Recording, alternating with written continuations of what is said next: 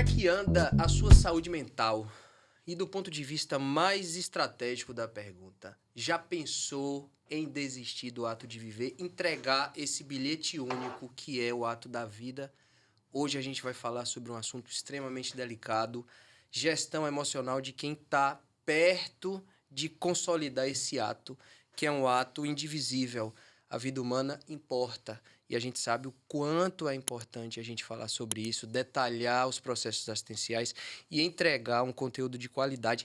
Mente Aberta, Dr. Jader Ferraz. No nosso podcast vamos receber o Dr. Gustavo Arribas. Vamos falar de saúde emocional, saúde mental. Muito obrigado por ter aceito o nosso convite, claro. Mas vamos começar já com o pé na porta, por favor. Por que psiquiatria? Bem, primeiramente, pergunta difícil, Sim. mas é porque eu tinha um propósito. Sim? Eu queria escolher outras especialidades. Na verdade, eu não queria nem ser médico. Eu acho que até meus 15, 16 anos eu queria ser engenheiro eletrônico, gostava muito de falar sobre engenharia. Mas aí eu tive um diagnóstico de uma doença rara na visão, que estaria com um prognóstico para perder tudo que eu enxergava até ali os 18 anos de idade. E naquele dia que eu voltei, eu disse, poxa, a medicina não pode ser só esse prognóstico, não pode ser mais do que uma doença. Eu não sou só uma doença. E vendo todo aquele contexto, uma mãe viúva com mais 2 irmãos, eu decidi, naquele dia, brigar com a única referência paterna que eu tinha, que era Deus. E para muito parecia que ele estava falando só, talvez eu estivesse alucinando, vendo vozes, mas eu tinha naquele momento a certeza de que alguém estava me ouvindo, né? E Deus poderia ser essa pessoa. E eu, daquele dia, eu tomei a decisão. Eu vou mudar de engenharia para a medicina. Eu não quero mais ser um prognostador. Eu não quero mais ser uma pessoa que vai tirar a esperança da vida das pessoas. E aí eu tomei a decisão. Se realmente existe algum Deus, eu quero mudar essa história e eu quero fazer medicina para salvar vidas. E aí foi a partir do momento que eu comecei a fazer. E aí eu fiz vestibular, graças a Deus passei em medicina, e aí chegou na psiquiatria. Como é que eu cheguei na psiquiatria? Eu sempre gostei de ouvir pessoas, de falar com pessoas, de ajudar pessoas. Nunca tive problema com os loucos de todos os gêneros, com os dependentes químicos, com os abusadores de álcool e outras drogas. Mas aí, quando cheguei no curso de medicina, no final, todo mundo disse, não, você vai fazer clínica médica, você vai fazer neurologia, você tem baixa visão, você vai fazer urologia. E aí, aquela coisa latente. E aí, mais uma vez, eu lembrei da promessa que eu tinha feito lá atrás. Eu quero fazer medicina para salvar vidas. E aí, um sábio conselho da minha mãe foi dizer o seguinte, filho, siga o seu propósito. Eu disse, mãe, mas propósito todo mundo tem. O seu propósito é aquilo que você une com qualidade, a ciência e sua vocação, que é de ouvir e cuidar de pessoas. E aí, naquele ponto, eu tomei a decisão, assim, realmente, não posso fazer as coisas porque as pessoas dizem, mas porque eu sinto o desejo de querer realmente fazer a diferença. E aí foi quando eu decidi fazer psiquiatria, uma psiquiatria muito mais social, de tocar em pessoas, conversar com pessoas, muito mais do que dar diagnósticos e prognósticos da vida de alguém. E aí, a partir de aqui, eu estou, né, buscando... Nessa lida, né? Claro, Exatamente. sem dúvida. E olha que interessante, Arribas. Eu fui o contrário. Eu estava conversando isso com um amigo meu, inclusive também com minha mulher, e ela me dizendo, né? Poxa, você está tentando aí uma série de oportunidades assistenciais e cada vez que vem uma medicação inovadora tem um desgaste, tem uma dificuldade, a gente vai falar disso mais à frente. E eu disse a ela, para mim é muito confortável estar nessa zona da negativa, porque para eu fazer medicina eu precisei ir de encontro à minha família, não família núcleo, pai e mãe, porque eles sempre me apoiaram, mas família, tios e primos. Você não vai conseguir, você é do interior... Né? Eu sou do interior do estado da Bahia e aqui tem um colégio muito famoso chamado Anchieta. Então você vai disputar a vaga com esse pessoal que estuda na Anchieta? Sim, eu vou tentar. Ah, você não vai conseguir, eu fiz 23 vestibulares para passar. Então foi bem diferente no meu caso. E aí numa dessas idas ao interior veio esse questionamento familiar. Você não vai conseguir? Eu vou tentar sim. E aí a gente conseguiu passar em medicina. Conseguimos fazer medicina. Você não vai conseguir pagar? Vamos conseguir pagar, sim. Nós vamos conseguir. Depois que a gente se formou, veio a psiquiatria. Você não vai fazer psiquiatria. Não, você não vai fazer psiquiatria, porque psiquiatria não dá dinheiro. Não dá dinheiro. Você precisa fazer o que seu tio fez, que é ginecologia obstetrícia. Não, eu vou fazer isso porque é o que me move. E esse senso de propósito brotou em mim no momento que eu entendi que ouvir a pessoa, dar esse lugar de escuta, estar diante de alguém com sofrimento, vai muito mais além do que prescrever um remédio ou dar um diagnóstico. Que a gente entende que esse sistema categorial ele precisa existir para orientar o prescritor de forma didática. Mas é muito mais além. Resultado, trato esses familiares todos hoje. Eles todos estão conosco. Inclusive, tem alguns aí comigo em casa e a gente consegue, com muito afeto, carinho, ressignificar esse tipo de conduta familiar que é muito comum, né? Do ponto de vista assistencial, em algum momento você decidiu tratar o paciente grave. Isso. Como é que isso existiu na sua vida? Porque eu estou tocando esse paciente já há um tempo também. E aí? E o que aconteceu foi que eu comecei a fazer psiquiatria no HC da UFPE e eu era muito social, muito humanizado, digamos assim. Sim. E eu vinha de uma psiquiatria muito clássica que você tinha ficado numa bolha terapêutica e eu não gostava. Eu gostava de tocar em paciente, cuidar, de envolver-se com a família. E aí eu comecei a dar plantão no hospital psiquiátrico, né? Onde eu percebi logo de cara que a maior doença mental que tinha ali era a doença social. As pessoas adoeciam não porque tinham CID-10, mas sim porque tinha tanta violência social, que gerava tanto sofrimento mental, que a doença mental era só consequência da ponta desse iceberg. E aí foi quando eu comecei a me interessar mais. Eu vi que a maioria dos meus colegas estavam buscando muito mais saber um diagnóstico correto, uma psicopatologia correta, que nada contra, mas medicações mais eficazes. Mas alguém perguntou se ele teve o que comer, alguém perguntou se ele tem uma família para apoiar. E aí foi quando comecei a cuidar de pacientes mais graves. E aí, como muitos recém-formados, aí vou parar no sistema público de saúde. E chega no sistema público de saúde, eu fui atender, inclusive, num CAPS. Sim. No meu primeiro CAPS, eu tinha pouco tempo de formado em psiquiatria e todo mundo disse, olha, você vai trabalhar no CAPS AD e no CAPS transtorno. E aí eu perguntei, tem tiamina, tem complexo B? Não, não tem. Tem que se virar. Aí eu perguntei, mas o paciente está agitado, você tem uma risperidona? Não, não tem. Mal tem Aldol. E o que é que você tem? No máximo, flufenazina injetável, liberação prolongada. E aí eu fiquei, caramba, eu tenho que fazer alguma coisa mais. E aí é interessante que nessa violência social, que não é só o paciente que sofre, mas eu, como psiquiatra, também sofri preconceito, discriminação Sim. de colegas médicos e não médicos, eu aprendi que a necessidade faz a gente ser muito mais resiliente, muito mais criativo e se colocar no lugar do outro. Essa necessidade que desde então eu passei por uma baixa visão, por um preconceito e estigma, porque diziam que eu era cego e não podia fazer medicina, não podia fazer nada. E depois disseram que eu era muito humano para poder fazer psiquiatria. Eu decidi realmente trazer de toda essa violência uma superação para ajudar meus pacientes, porque não tinha ninguém que falava por eles. Então, eu sigo princípios milenares que dizem assim, se você quer ajudar realmente, fazer a obra de Deus, ajudar as pessoas no coração bom, ame seu próximo como a ti mesmo, por favor, ajude os órfãos, as viúvas, os necessitados, ajude quem realmente precisa.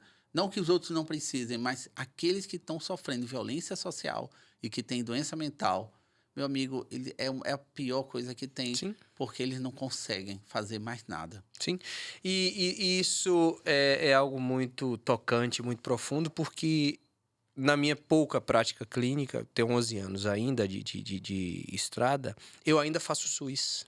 Eu faço SUS também ainda. E essa semana eu tive essa conversa com o pessoal do CAPS em relação à dificuldade. A gente sente que o ambiente em si, sistema, ele expurga o profissional. Mas os colegas de trabalho, eles se esforçam ao máximo para você continuar ali. Porque você é a última chama para tentar entregar um serviço humano. E humanidade travestida de medicina, sem dúvidas, né? De saúde. Mas o que eu percebo é que esse estigma que a medicina psiquiátrica sofre, ela vem de todos os lugares. Vem do familiar que muitas vezes não compreende a doença, do paciente que às vezes sequer tem insight do que sente, e de quem está no nosso entorno. Eu costumo sempre dizer que psiquiatria realmente é um senso de propósito. Precisa definir isso como sendo prioridade em vida. Ontem eu estava finalizando um relatório de uma paciente, 10h40 da noite, e analisando o contexto de doença grave, a depressão resistente ao tratamento, as ideações suicidas que ela apresentava. Nesse caso, essa paciente teve 11 tentativas de suicídio. e essa última com enforcamento. E é um assunto muito duro, muito delicado. A plataforma muitas vezes não aceita que a gente fale sobre isso, mas a gente fala mesmo assim. Porque tem que ter alguém para falar, tem que ter alguém para cuidar, tem que ter alguém para expor essa dura realidade. E você começa a rememorar o que a paciente te traz. Doutor, eu tô viva porque eu fiz um pacto com meu marido. Eu cuido dele. Se não existisse ele, eu teria já ceifado minha vida. Então, são coisas que você ouve que só o ambiente SUS te entrega, que é a realidade nua e crua. Claro que o ambiente privado vai te entregar isso também, mas não com essa dureza, essa profundidade e essa necessidade assistencial que o paciente se agarra a você, como quem diz assim, por favor, não me abandone. Em algum momento, você se encontrou com esse outro lado psicofarmacoterapêutico, que é o lado inovador da medicina. Isso. Como é que foi para você vivenciar isso? Só para quem está assistindo a gente, existem vários tratamentos hoje. E a gente estava falando no nosso bastidor. Tem desde a internação, que é o paciente buscar o tratamento com aumento da vigilância para quem tenta acabar com a própria vida, para quem tem esse quadro de ideação de deixar de viver, um planejamento detalhado e arquitetado. Mas, além disso, existem outros tratamentos orais e também tratamentos intranasais, inalatórios. Então, é uma inovação medicamentosa. Como é que você foi apresentado a isso? Excelente.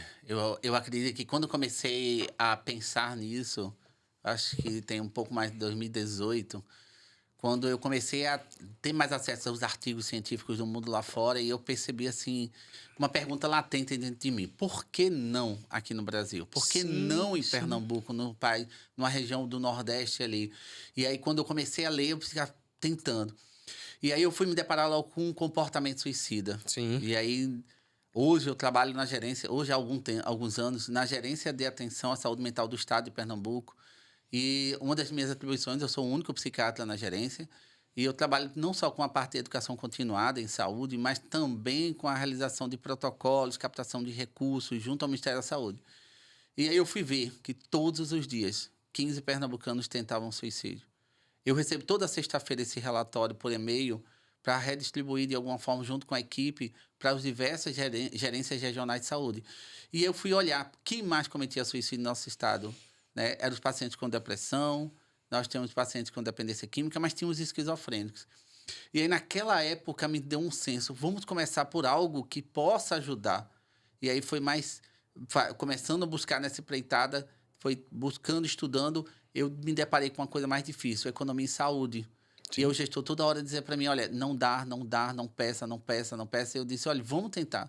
E aí eu comecei, né, com os estudos, estudando, fiz um protocolo em 2020, mas que foi aprovado só em 2022, sobre o tratamento de paliperidona injetável para tratar a esquizofrenia. E por que a paliperidona? Porque todos os estudos apontavam que a paliperidona injetável de duração prolongada ajudava a redução de 61% da taxa de mortalidade nos nossos pacientes com esquizofrenia. Eu queria, por favor, que você repetisse isso, porque é um assunto muito importante. Gente, existe um remédio que o paciente toma uma vez por mês e, às vezes, uma vez a cada 3 meses. A gente espera que até o final do ano, até uma vez a cada 6 meses. Mas hoje, em voga no Brasil, 4 vezes por ano apenas, ou 6 ou 12 vezes por ano, a depender da situação. E a gente consegue uma taxa de melhora absurda. Então, por favor, doutor Gustavo, repete isso aí.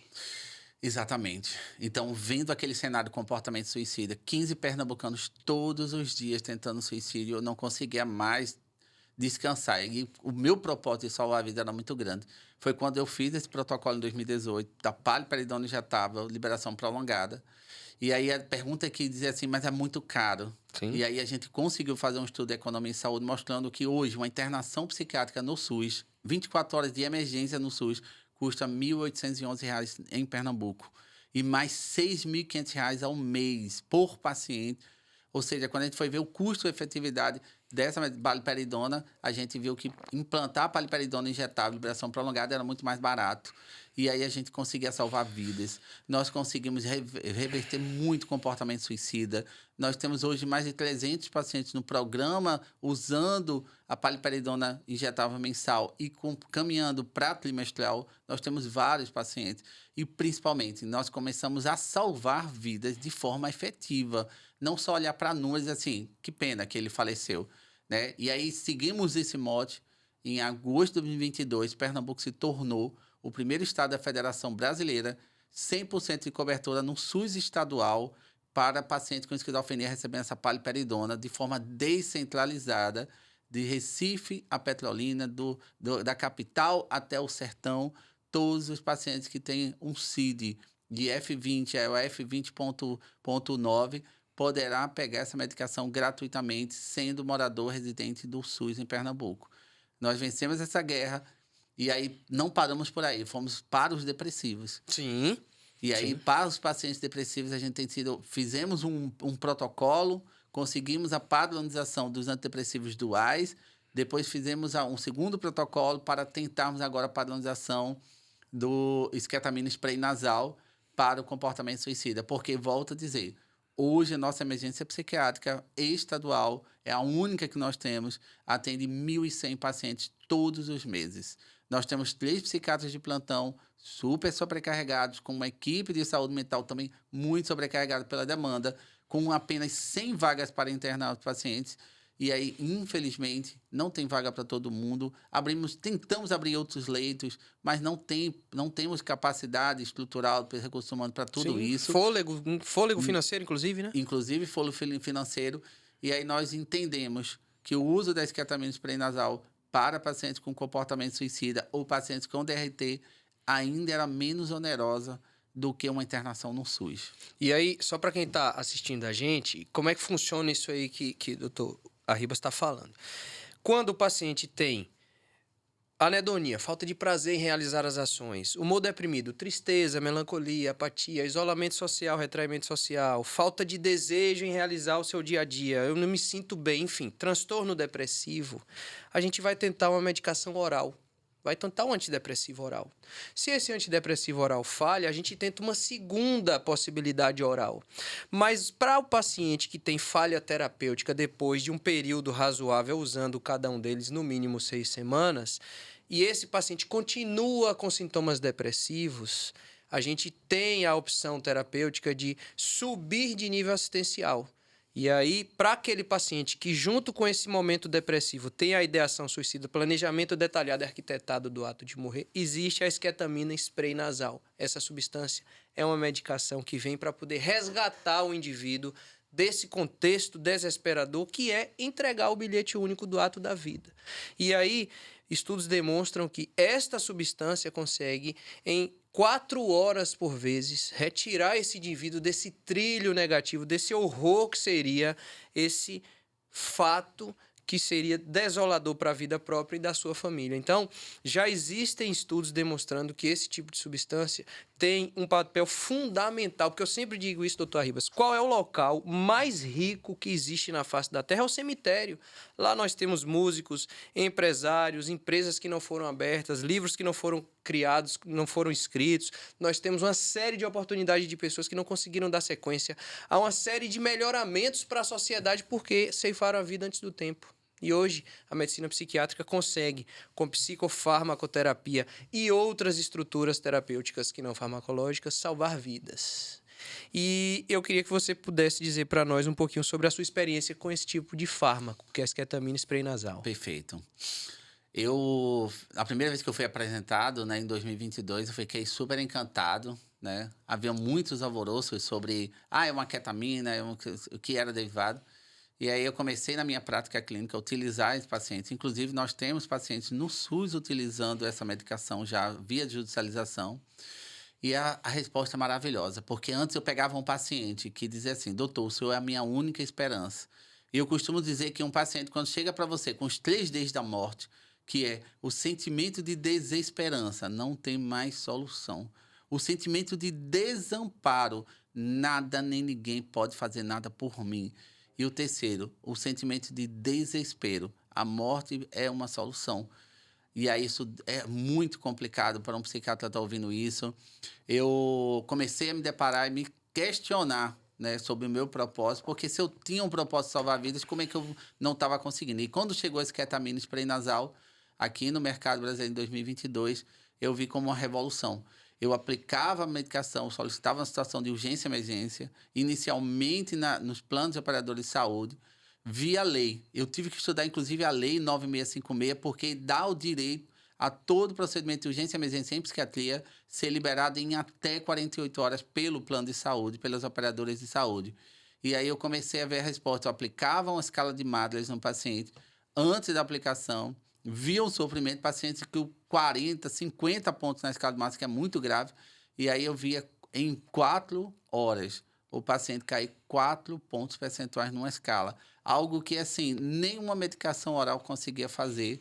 E eu via pacientes realmente se resgatando, dizendo assim, agora a vida vale a pena ser vivida. É aquele sentimento de desespero, tem mudança.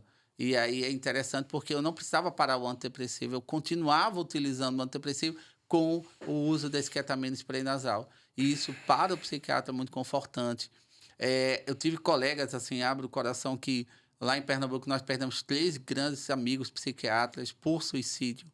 E esses colegas trabalhavam com pessoas também, atendendo no consultório pacientes com suicídio, trabalhavam na emergência atendendo pacientes com suicídio. E eu costumo dizer que era muito desesperador.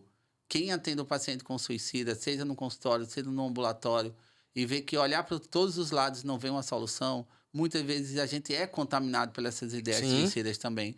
E quem não percebe, não sabe, mas o médico psiquiatra está muito exposto a isso, a terem pensamentos suicidas também. E isso é devastador. Quando você se para, eu nunca tive, mas eu vi colegas tendo, e eu vi colegas cometendo suicídio, colegas bons. E aí, quando a gente vê uma esquetamina, a gente vê assim, poxa, eu não estou só salvando a vida do meu paciente, eu estou salvando a vida do meu colega médico também. Sim, sem dúvidas. E já para a gente pegar um gancho, é muito importante a gente tratar todo esse questionamento. Onde é que a gente acha, doutor Gustavo Arrudas? Como é que a gente faz para achar você? Muito... Hoje eu trabalho num consultório, né, particular no Real Hospital Português, em Boa Viagem, na cidade do Recife. Né? Tenho um atendimento regularmente, né, 3 a 4 vezes por semana. Além disso, trabalho num programa de assistência aos estudantes da Universidade Federal de Pernambuco, no Núcleo de Atenção à Saúde dos Estudantes. É um programa que eu larguei parcialmente a docência, né? Eu digo parcialmente porque eu continuo ensinando. Nunca vai deixar. Nunca. É uma cachaça positiva. Exatamente. E aí eu comecei a ver que eu precisava fazer algo pelos alunos. Sim. E aí eu fui trabalhar na Pró-Reitoria Estudantil com uma equipe multiprofissional para salvar vidas. Eu via estudantes de medicina e de outras áreas também começando o curso com uma expectativa, se tornando ansiosos e no final do curso estavam pensando em morrer. E eu disse, não, eu preciso cuidar desse profissional também, esse profissional acadêmico, não só da informação científica, mas também da qualidade de vida e dizer assim, vale a pena, né, cumprir o seu propósito. E isso onde eu tenho trabalhado, né, nesses 3 lugares, além da Secretaria Estadual de Saúde. Então, hoje eu estou na Universidade Federal, num projeto, eu estou na Gerência de Atenção à Saúde Mental do Estado e estou no Real Hospital Português, em Boa Viagem, na cidade do Recife. Sim, você trouxe um assunto muito importante. Eu tenho uma paciente, estudante de medicina, 22 anos, atendi ela essa semana. Já tentamos 3 rodadas de antidepressivos, de várias classes, e ela, infelizmente, e estabilizador de humor, e ela, infelizmente, continua com o pensamento e trouxe para mim, no último momento, a ideação. Dialogamos, inclusive, com a genitora dela e prescrevemos a esquetamina, spray nasal. A gente faz na nossa instituição, para quem não sabe, nós temos uma instituição aqui que fica no Hospital da Bahia, chama-se Zion HC. E o primeiro questionamento dela foi, doutor, eu vou ficar internada? Não, não é necessário. A internação, do ponto de vista da internação integral, você vai passar um período, sim, conosco. Lá a gente passa um período de até 4 horas com o paciente, a depender da necessidade, claro. E você faz a medicação e vai para casa após o monitoramento. Então, vida normal. Fez ali a rodada da medicação, 1, 2 ou 3 dispositivos, claro, no momento de agravo, de doença grave, 3 dispositivos, e aí você volta para a sua vida normal. E aí, 2 vezes por semana, você vem cá e a gente avalia você previamente à utilização da esquetamina spray nasal, depois que utiliza, meia hora depois, 1 hora depois, 2 horas depois. Então, são 4 avaliações, 2 vezes por semana, 8 avaliações, 32 avaliações por mês. Isso muda todo o cenário e todo o desfecho assistencial para um paciente. Foi aí que eu entendi que a medicina psiquiátrica ela está em um outro nível assistencial quando o profissional ele percebe que existe esse outro horizonte. Perfeito, perfeito. É uma coisa que eu queria até Por tomar favor. licença e dizer que eu tenho estudado muito esketamina, spray nasal, em estudo de mundo real, porque Sim. muita gente diz assim, a indústria só quer vender o produto, e não é verdade, gente. Vários estudos, como o Real Esque, Scale, mostrando com pessoas com comorbidades, tomando uma polifarmácia, sobrecarregando demais o fígado delas. E mesmo essas pessoas tiveram melhor adesão ao uso da esketamina, spray nasal, inclusive com taxas de resposta e remissão melhores e melhor adesão à medicação antidepressiva oral, porque elas se sentiam bem, elas viam sentido naquilo. Sim. Antes da esketamina prenasal, eu via 72% dos meus pacientes abandonando o tratamento com 90 dias. E muitos dizem assim, doutor, o seu medicamento está me causando um afeto embotado, efeitos adversos. E para isso eu não quero, é melhor a morte. E aí, quando começou a usar a esketamina, isso mudou o desfecho dessas pessoas. E é interessante porque lá na universidade nós temos também, né, alunos usando, e a gente viu que 65% nos estudos do mundo real voltaram à funcionalidade, voltaram a trabalhar, voltaram a estudar, e isso que a gente vê resultados. Eu acho que aí você falou da psiquiatria intervencionista, né? Eu me pergunto, o que é ser intervencionista? É muito mais do que saber fazer o procedimento. Sim. É brigar pelo que vale a pena na Sim. vida dos nossos pacientes, né? E eu estava comentando isso lá em casa, e o doutor Arrudas trouxe uma importante fala, assim, é necessário, por vezes, buscar o processo judicial, porque a negativa vai existir, existe uma série de dificuldades, tal, não está no rol da ANS, o plano de saúde vai cobrir ou não, enfim. E aí, lá em casa, eu sofri esse tipo de avaliação, eu não vou dizer preconceituosa, porque preconceituosa é muito forte, mas uma negativa familiar. De que forma, doutor Arrudas? Doutor Ribas? Mas, poxa, isso é difícil. Você não vai conseguir fazer com que o paciente receba o tratamento já. Mas eu, individualmente, eu me sinto confortável no ambiente onde há uma negativa para mim. Porque a gente conversou isso no bastidor, eu venho de uma vida de negativas. Sim. Então, para fazer medicina foi difícil, foi negativa diversas vezes. Para poder entrar na medicina psiquiátrica nem se fala. Para depois ter o próprio negócio nem se fala. Então, diversas vezes eu me vi no meu cenário de vida pessoal. Você não vai conseguir. Você não vai conseguir. Você está tentando, mas você não vai conseguir, que vai muito ao encontro do que você falou. Não, a gente tem que tentar. A vida importa. A vida do paciente, ela é valiosa e não tem como a gente dimensionar em um valor pecuniário. E aí, conversando com as pessoas em casa, eu disse, mas é agora que a gente vai conseguir, porque agora a gente vai dar sequência a tudo. Para você ter ideia, eu tenho um paciente, ele tem 46 anos, ele já tentou, infelizmente, ceifar a vida dele 3 vezes, ele inclusive é psicólogo. Nós já tentamos todas as oportunidades prescritivas orais, ele veio para mim depois de múltiplas tentativas de medicações, já fizemos uso inclusive de canabidiol, já tentamos combinações com psicofármacos adjuvantes e potencializadores, enfim, brexpiprazol, tudo que a gente possa imaginar. Doutor Arribas, eu estou desde fevereiro tentando convencê-lo a fazer uso da esketamina, spray nasal, e consegui essa semana. Que parabéns, parabéns. Maravilhoso. Isso. Eu comentei... Eu acho interessante que os pacientes eles têm uma dificuldade. Eu comparo e dizer assim, olha, o tratamento da sua saúde mental, imagina que é como uma laranja, sabe? Ela tem a semente inicial monoaminética, serotonina, noradrenalina, mas tem a pulpa, que é uma via glutamatérgica. E ainda tem uma casca que a gente não estudou muito ainda, que são as células gliais. Mas eu posso te garantir, às vezes, você precisa trabalhar a polpa da laranja para que você tenha um bom produto, para você ter uma boa qualidade de vida. Às vezes as pessoas enxergam assim, mas eu tomei antidepressivo e não funcionou. Mas realmente não vai funcionar. Por quê? Porque você não está indo na causa do problema. A causa não é só social, emocional, mas causas biológicas. É provado, estudos que apontam que se uma pessoa sofre um trauma, uma violência precoce social, isso gera um impacto numa conformação tão profunda glutamatérgica que não é mais monoamina que vai dar conta do recado. E aí, às vezes, eu vejo isso. As pessoas querem resolver consequências achando que está tratando causas, né? E isso não pode acontecer. Às vezes, a causa do problema foi o estresse, o trauma, mas gerou tanta alteração glutamatérgica que a pessoa não está percebendo. Vai ter alterações serotoninérgicas aí, mas para e pensa. Eu penso hoje muito, inclusive, o uso da esquetamina spray nasal, principalmente esse grupo de pacientes que tem depressão resistente, de difícil tratamento, depressão com comportamento suicida, mas que tem história que a depressão surgiu após um trauma. Sim. Porque a via glutamatérgica está muito mais alterada nos traumas, nas violências do que a gente imagina. E a gente não tem dado o devido valor. E aí a gente se pergunta, mas é o paciente é o culpado, fulano é o culpado. E não é. Eu pergunto sempre, quanto vale a vida humana?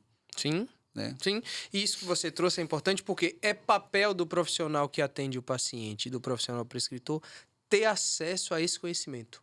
O que vem me movendo há um tempo em relação a esse novo modelo assistencial, enfim, essa inovadora abordagem terapêutica, a gente precisa dialogar com quem toca o paciente. A última vez que estivemos numa aula com o Dr. Felipe Tavares, então, cedendo até um espaço de agradecimento a ele, que tivemos aqui também, a gente conversou sobre isso.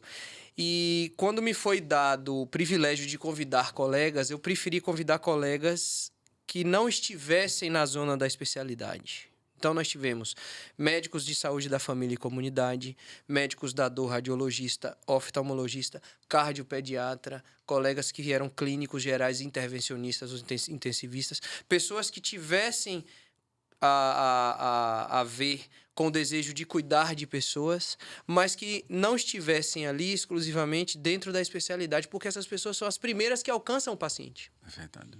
E muitas vezes esse paciente ele vem quimicado de uma forma muito profunda que a gente não consegue resgatá-lo com medicações orais exclusivamente. Então, se a gente alcança esse paciente mais rápido, a gente consegue salvar bioquimicamente esse cérebro. A gente consegue trazer qualidade de vida mais rápido. Quantas e quantas vezes a gente está diante de um paciente que deveria receber, de repente, uma molécula multimodal e ele está lá com aquela condição, aquele contexto oral, em renovação de receita benzodiazepínica, que tem o seu valor de mercado, que vai continuar existindo, mas que claramente essa pessoa não recebeu o tratamento orientado como sendo o melhor, porque também o profissional não teve acesso a essa informação. É verdade. Isso é tão devastador que hoje eu olho assim, para mim o papel do psiquiatra deve ser esse ajuste fino dos tratamentos. O médico de saúde da família deveria ter acesso, inclusive, à esquetamina. Sim. Eu acredito muito que, assim, hoje o Brasil tem produzido um campeonato de coisas desvantajosas. Nós temos o maior número de pessoas com depressão de resistente ao tratamento, falhando a 2, 3 esquemas. Nós temos hoje, eu acredito até que nós produzimos esses pacientes Sim. com depressão resistente ao tratamento, porque a gente demora tanto para fazer uma intervenção eficaz precoce. Eu acho que se eu fosse um médico, eu teria como radar, tratando um cenário depressivo. Primeira coisa que eu pensaria é o seguinte, olha, o Brasil fechou com 500 mil de trabalhadores com depressão e ansiedade o ano passado. Isso é só o valor real que está lá, do dado, que é subdimensionado. Subdimensionado. Eu diria assim, olha, o que é que eu preciso saber? Eu preciso dar um diagnóstico de depressão. Eu preciso saber quando essa depressão é resistente ao tratamento. Eu preciso saber que hoje eu preciso aprender a falar com outras especialidades, usando escalas diagnósticas, e eu preciso saber que tem leis, gente, a nosso favor. Eu vou dar só um exemplo, né? A Lei 10.216, que é a Lei da Saúde Mental, Lei Paulo Delgado. Muita gente considera essa lei antipsiquiatria, mas se você ler com cuidado, artigo 2, inciso 1, diz assim, todo paciente no SUS tem o direito a todas as tecnologias cientificamente comprovadas para seu tratamento antes que ocorra a internação. Antes que ocorra a internação. E quando você traz isso aí, que é possível fazer um tratamento com uma paciente com esquetamina, ela vai passar 4 horas lá e depois vai voltar para sua família. Nossa, isso é cumprir a lei. Você está cumprindo a lei de 2016, que antes dizia assim, é uma lei antipsiquiatria. Não é uma lei antipsiquiatria. É uma lei que a gente tem que observar, tem ciência de boa qualidade, mas por que as pessoas não conseguem enxergar o diagnóstico, não usam escalas, não aprendem a se comunicar com os outros? A gente ainda está falando muito para nós mesmos. Eu disse isso para os colegas quando me deram esse privilégio de convidar. Eu não quero que Dr. Felipe Tavares saia do seu local de morada lá de Minas para a gente palestrar para convencidos.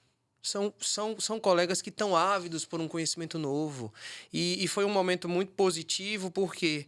Porque as dúvidas que eles tinham eram dúvidas que, para grande parte da especialidade, eram dúvidas comuns, mas era uma dúvida que era de um senso de importância gigantesca. Aquela pessoa, ela sai dali, de fato, com o conhecimento de um profissional habilitado, técnico, como o Dr. Felipe, mas para que ela volte para o campo de trabalho dela, para essa intervenção precoce já existir. E aí, volto de novo a Zion HC, a gente tem feito esse papel fundamental também com pacientes SUS, doutor Arribas. A gente atende pacientes SUS também, porque a gente sabe a dor que é a gente ver alguém tentando ceifar a sua vida e a gente separar essa pessoa do tratamento por causa de uma condição pecuniária. Tem dinheiro para pagar, vai ter o tratamento. Não tem, não vai. Não existe isso. É cumprir a lei, como muito bem você trouxe. Mas dentro desse seu campo, a gente sabe que a esquetamina spray nasal, ela tem hoje uma possibilidade prescritiva muito fixa, muito reduzida no Brasil. Basicamente, depressão de difícil manejo, de resistente ao tratamento com ideação suicida. Mas fora a gente já vê outros horizontes assistenciais. Então, queria, por favor, que você trouxesse isso também à baila, que é importante. Perfeito. Fora do país, nós temos estudos recentemente provados, né, publicados, que a esquetamina spray nasal também pode ajudar em pessoas no tabagismo. Sim. Além disso, estudos comparando esquetamina com antipsicóticos para a depressão resistente ao tratamento, como a quetiapina de liberação prolongada, mostrou que hoje o paciente usando esquetamina, ele ainda é $7.000 mais barato ao longo de um ano do que usar quetiapina, que aparentemente é bem mais barata do que o esquetamina spray nasal. Ou seja, mostrando que vale a pena, a longo prazo, usar o spray nasal, reduzindo internação, recaída, né, resposta.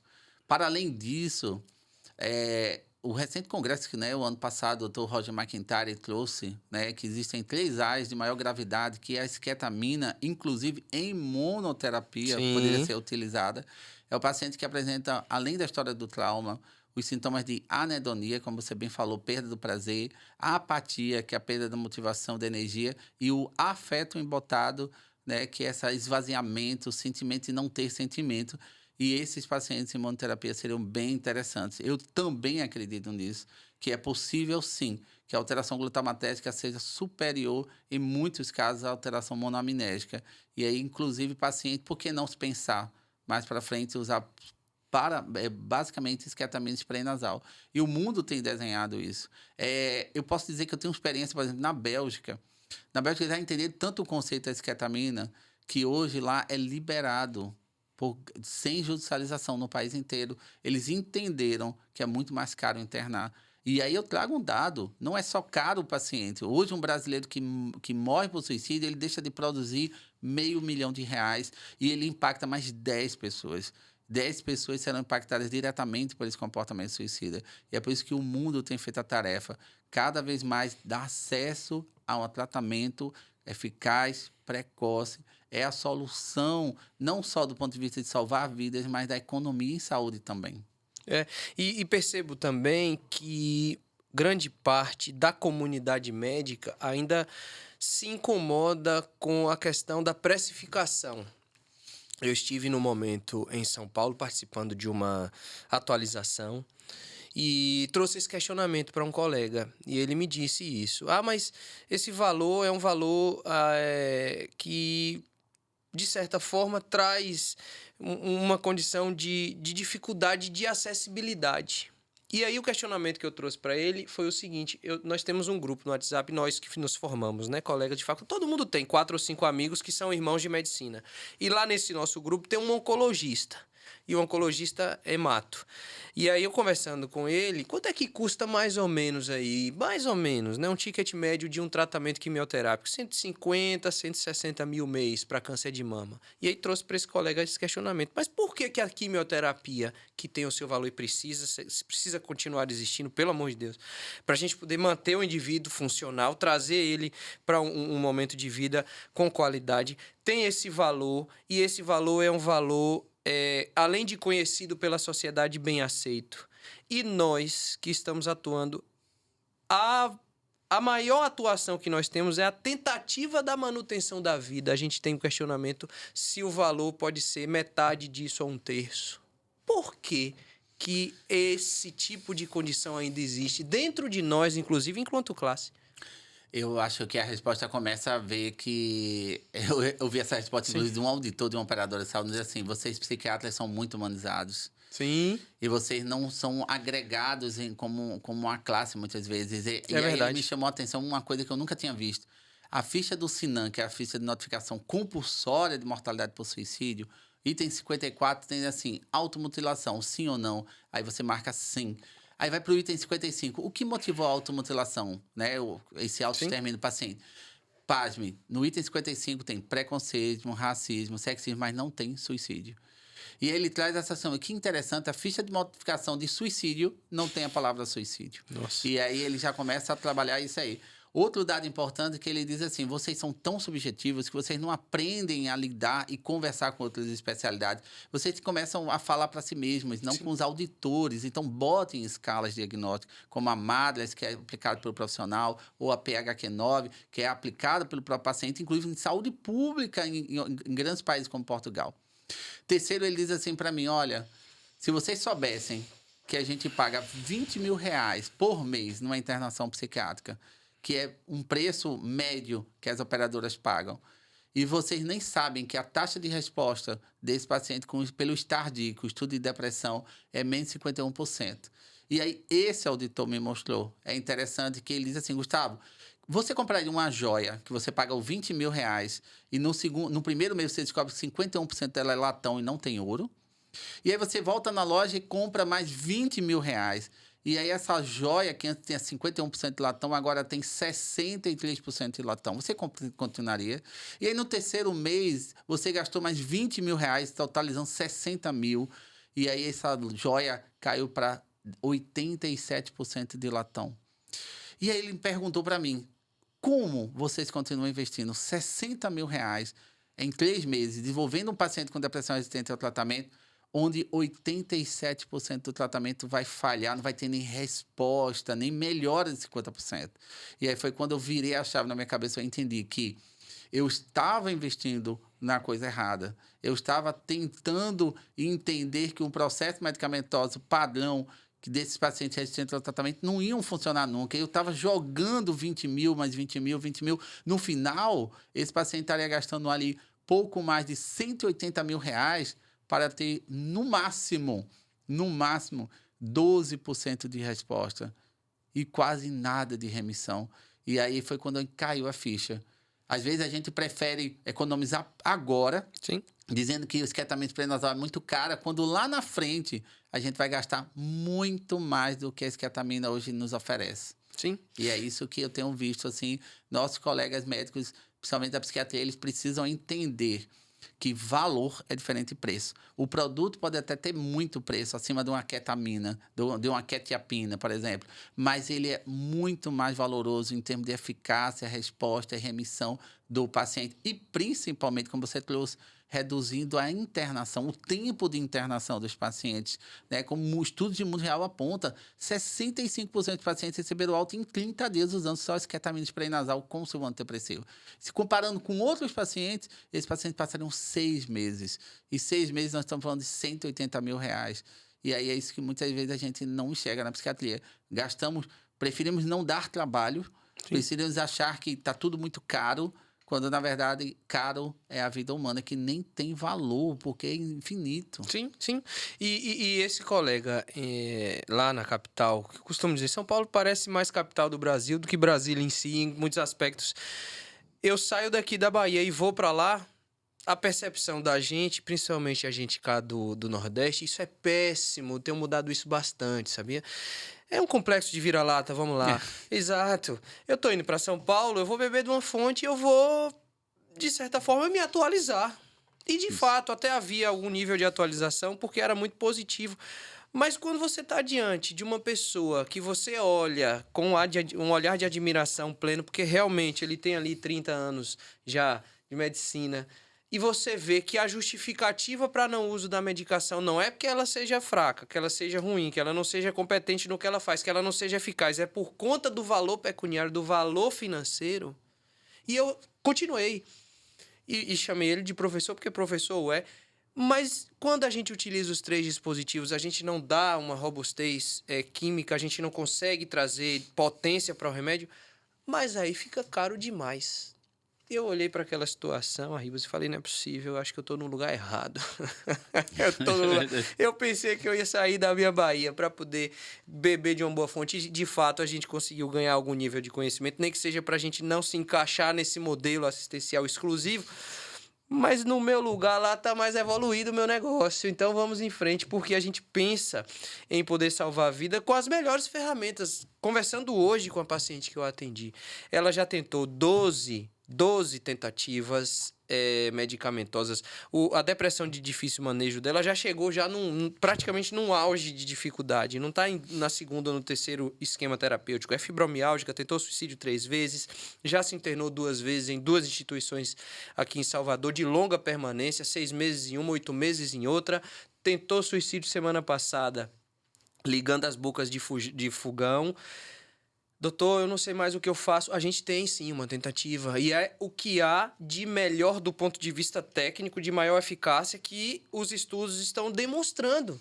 Vamos lançar mão dessa medicação para já. Mas, doutor, será que a gente vai conseguir? Vai, porque agora você está do lado de quem vai lutar contigo. E eu tenho percebido isso nesse meu pouco tempo de estrada terapêutica da suicidologia, do estudo do suicídio. O paciente ele precisa encontrar essa zona de confiança. Ele precisa entender que existe ali uma via terapêutica. E poder tratar o paciente SUS ou privado da mesma maneira me traz um conforto enorme. A gente consegue tratar a pessoa igual. Minha mulher é fisioterapeuta e fez especialização de neurologia e ela está na UTI hoje, de plantão. Infelizmente foi a óbito um paciente que ela está atendendo porque, enfim, as pessoas finalizam seu ciclo de vida. E a UTI geralmente é o lugar onde há a maior dignidade possível. E aí ela me trouxe essa fala. A gente vai poder cuidar das pessoas da mesma forma sem precisar olhar para o fator financeiro? Sim. Porque a gente consegue fazer com que isso aconteça a partir do momento que novas pessoas busquem o tratamento, a judicialização ocorra e o Estado acorde. Porque, muito bem dito por você, vou trazer para mim isso como aprendizado. Cada vida ceifada são R$500 mil que a gente não consegue entregar, inclusive, para o Estado, porque a gente vive como um pagador de imposto.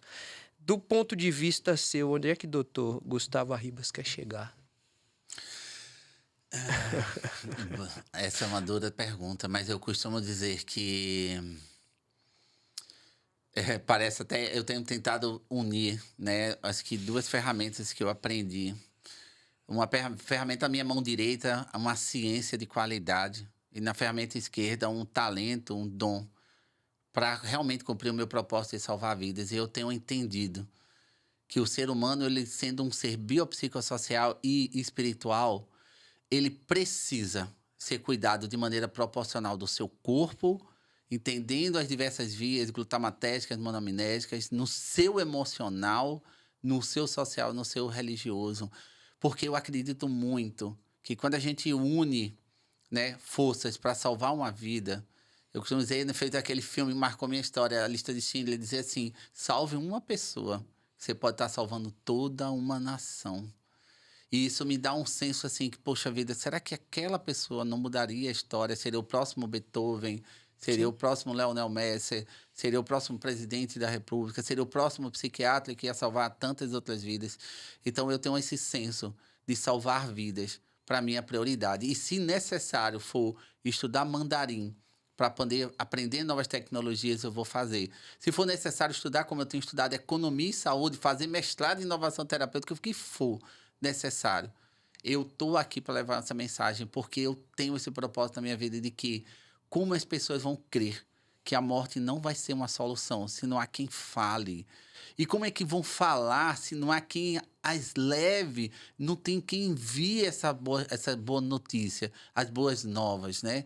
E aí, parafraseando um homem que para mim foi um dos mais sábios, que foi Cristo, ele dizia assim, eu estou aqui para pregar o evangelho da paz, a tranquilidade. Aprendei de mim que sou manso e humilde. Aprendei de mim a amar o próximo como a ti mesmo. Então, quando você ama o próximo, eu trago muito essa pergunta para mim. E se fosse o seu irmão precisando de esquetamina? teria preço esse tratamento. É isso que eu penso. Eu queria de novo falar dessa frase que eu vou também trazer para mim. Se fosse o seu familiar próximo, sua esposa, seu irmão, seu filho, seu pai, sua mãe, teria preço? Provavelmente não. Porque a gente entende e a gente vive num país que são vários Brasis. E dentro desse contexto, eu preciso também trazer essa pergunta. Qual o maior desafio que você encontra hoje para poder fazer isso valer a pena do ponto de vista de alcance? Porque valer a pena a gente sabe que vale. O maior desafio é fazer, por que pareça, a classe médica virar essa chave, sabe? Entender que não é uma coisa impossível quando você tem um propósito de salvar vidas.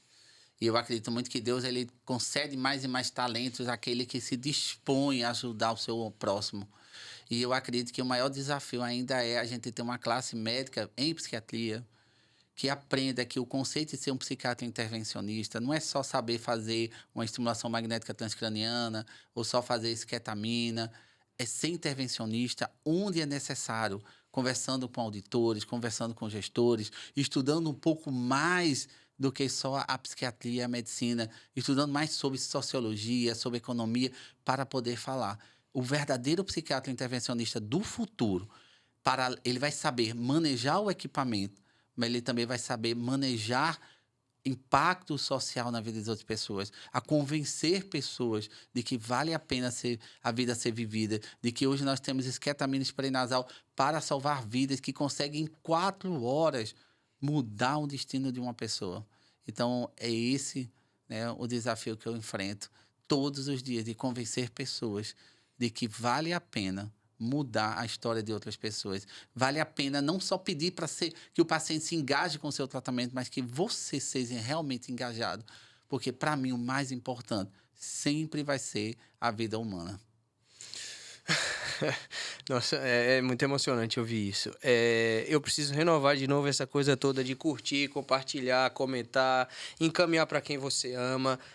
O assunto hoje foi extremamente importante, toca a gente de uma forma muito profunda. De novo, repete pra gente, onde é que a gente acha você para marcar uma consulta? Eu estou hoje atendendo no Real Hospital Português, em Boa Viagem, na cidade do Recife. O contato direto lá do hospital é o DDD 81 996840501.